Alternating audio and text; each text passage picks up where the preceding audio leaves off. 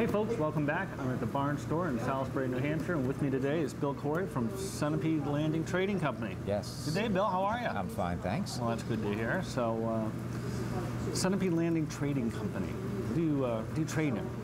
We trade in about anything that we can find that we think is going to be fun, interesting, useful, different from everybody else's store. We're on the hunt all the time. Everything is pretty much one of a kind. And why did you choose Sunapee for location? Well, Sunapee sort of picked us. The store was available. I was ready to do get back into a business that I'd been in for quite a long time and then had taken a bit of a hiatus for. And so it worked out that we just wound up because the store was there. Neat. And how long have you been there?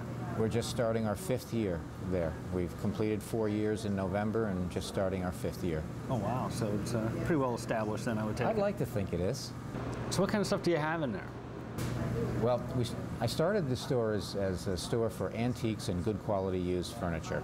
But as we are on the hunt, out looking for things, going to estate sales, finding nice things, it's really come down to whatever we think is interesting, useful, that we can price well, and that's something that people might find useful in their house. I mean, we can sell you anything from an item for $2 to something for $20,000. So we really run the gamut. I'll say. Yeah, I've been in there. You seem to have a lot more than just antiques, right?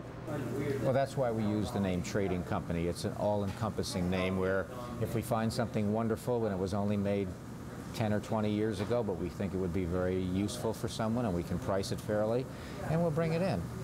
If there's something that's a couple hundred years old and it's a really great antique, see, the big problem today is most antique shops are struggling if they just sell antiques. It's just a generational thing, and it's the times we live in.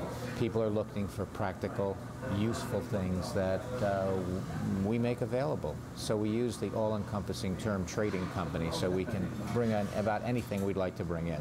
So how big is your facility now? We have probably somewhere around 3,500 square feet, but we could use more.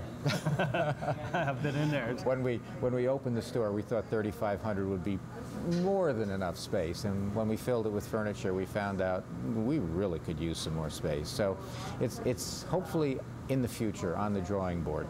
We'll have to see how things go.